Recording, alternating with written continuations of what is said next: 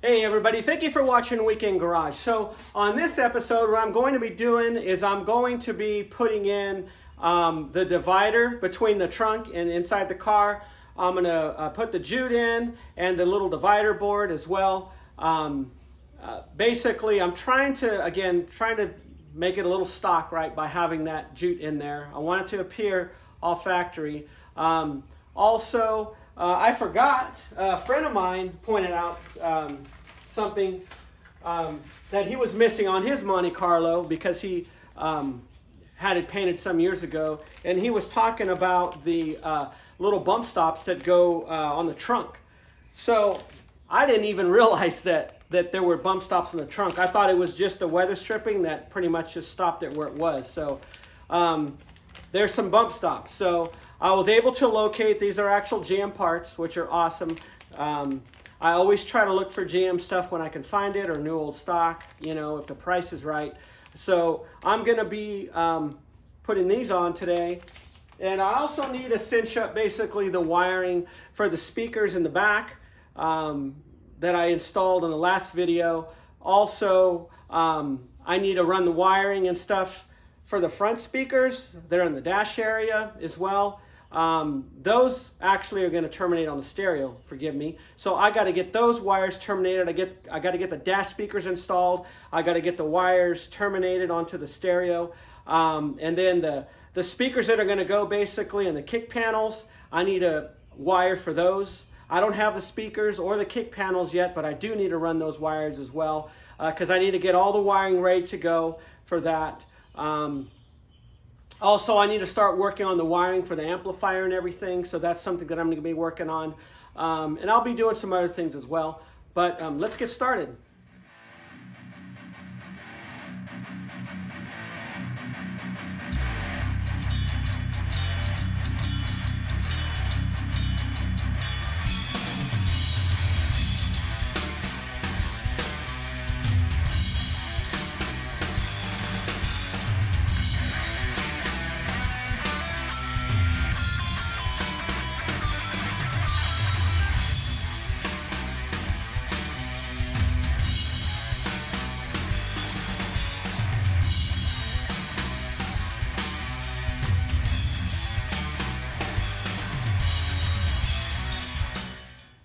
All right, I also picked up a trunk divider. So it's a pretty nice piece here. And I also picked up the jute that goes with it as well. Let me show you all the part number for that. And that's what I got. So I'm gonna work on getting this installed.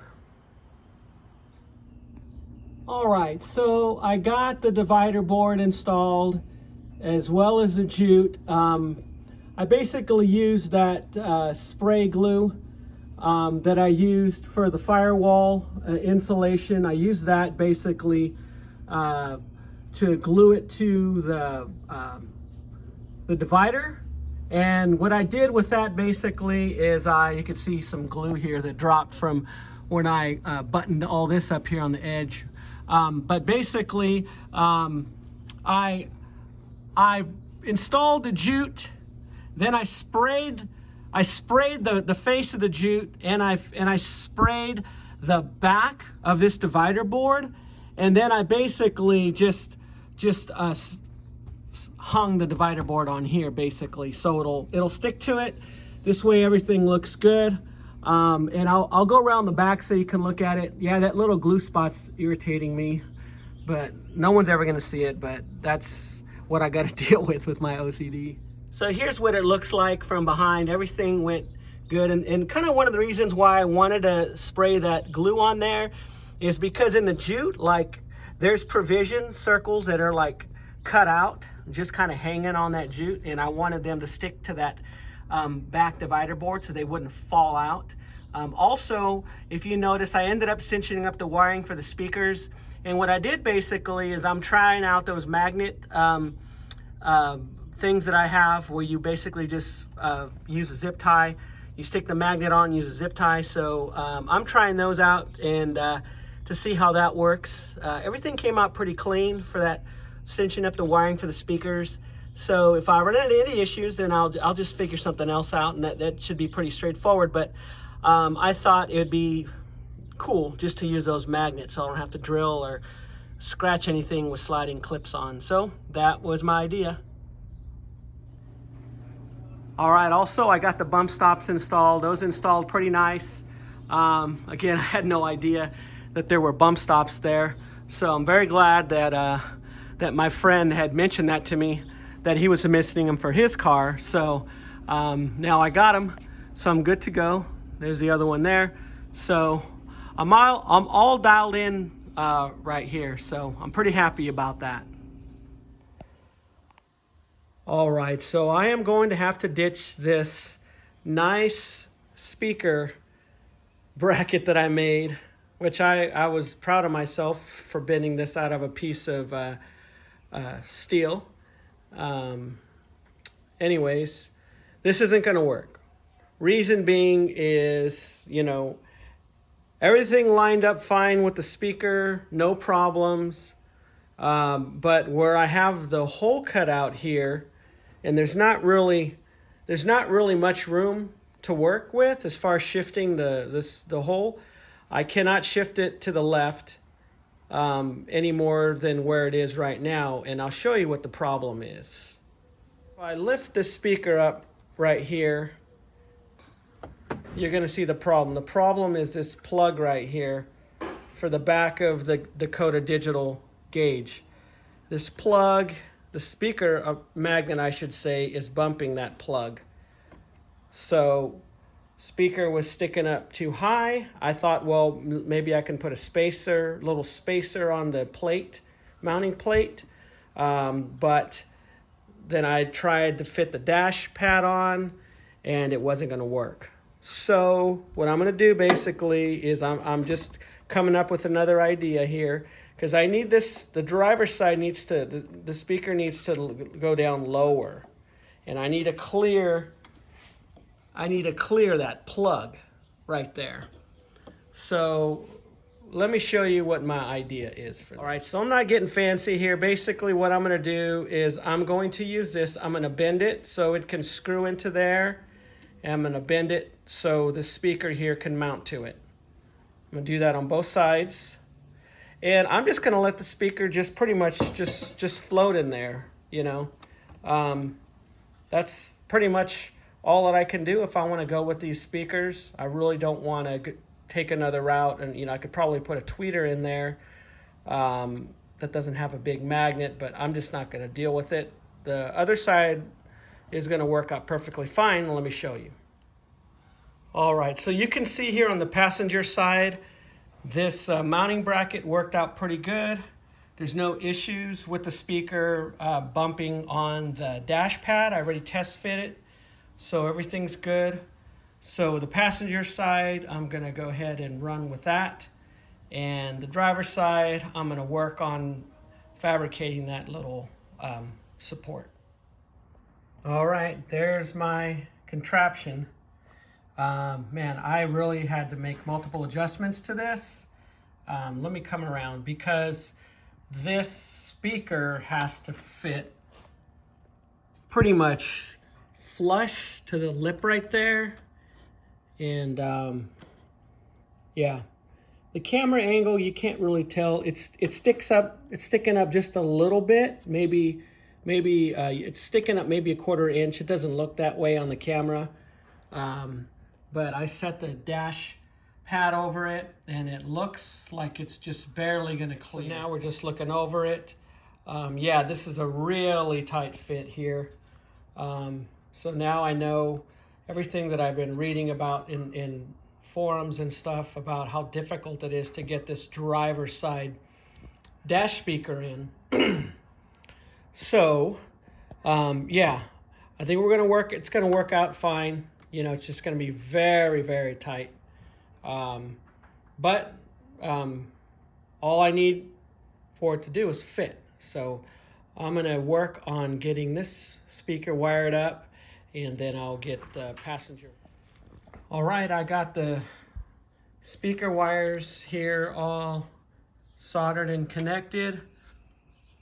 here are this is coming off the stereo head unit amplifier. This is for the passenger side here, and this is for the driver's side. But you can see I used heat shrink and everything, and I also soldered everything. So it's a pretty nice connection there.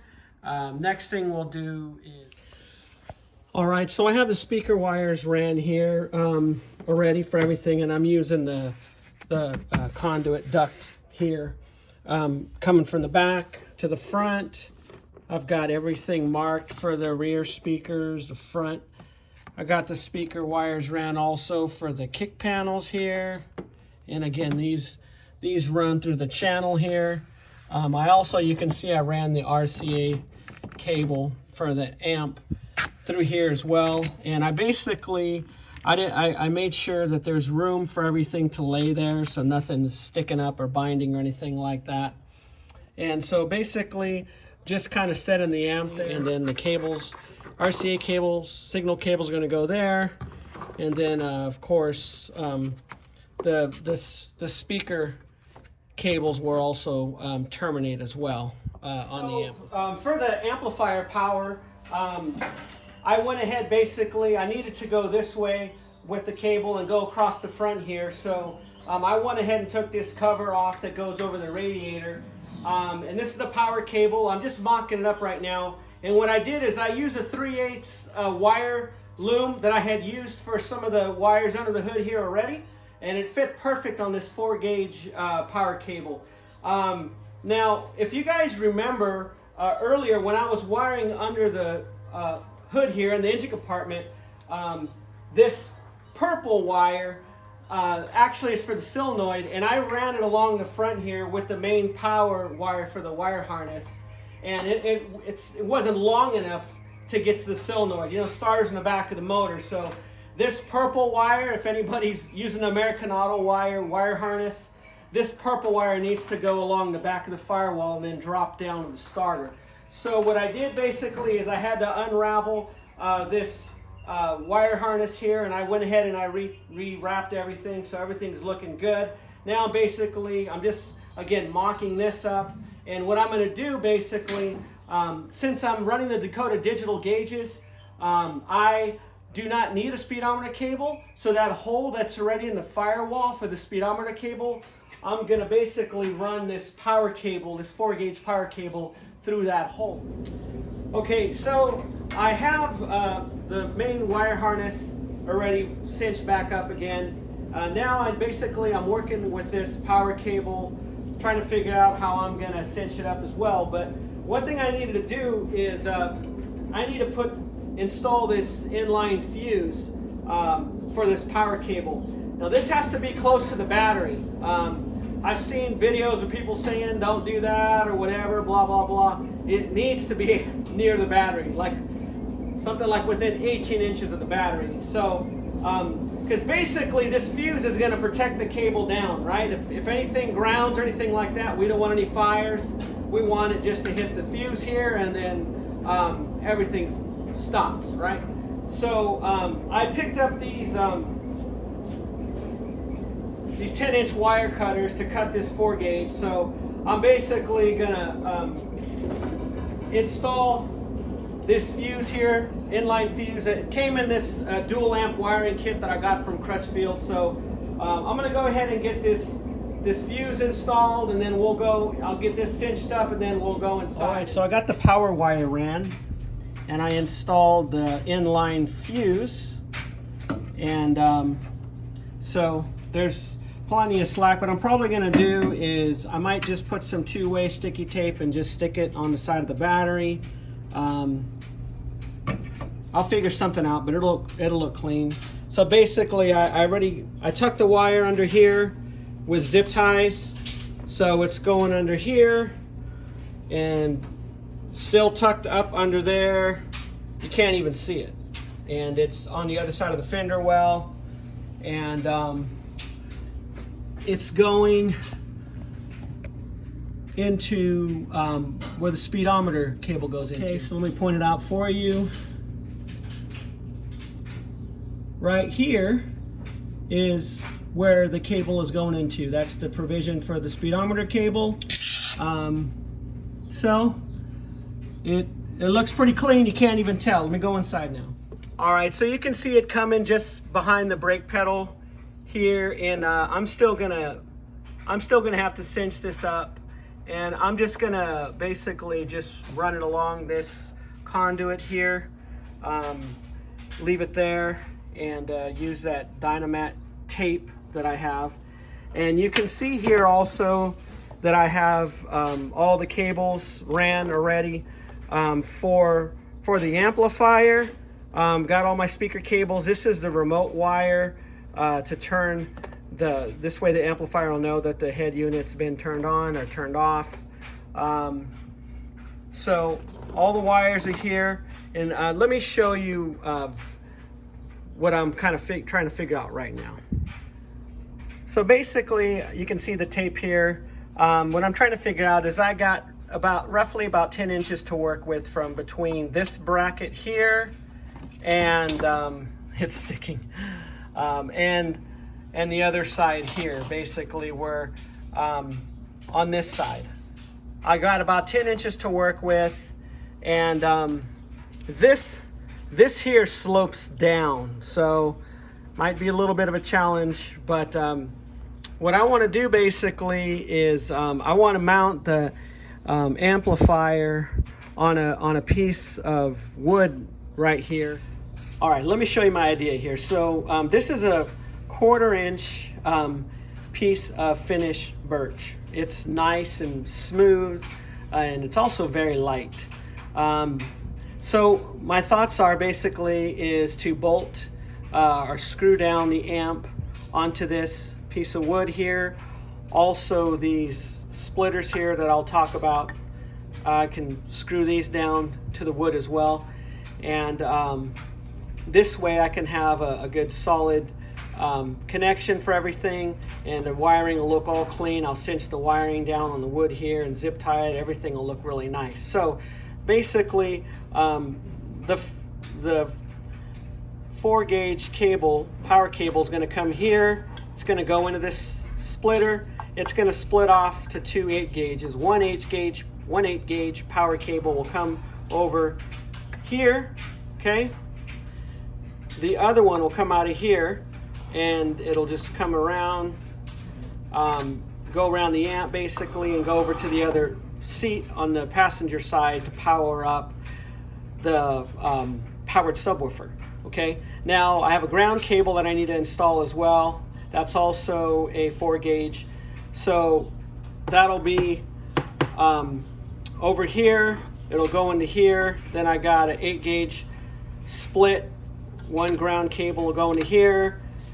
The other one will turn around and go back to the powered subwoofer.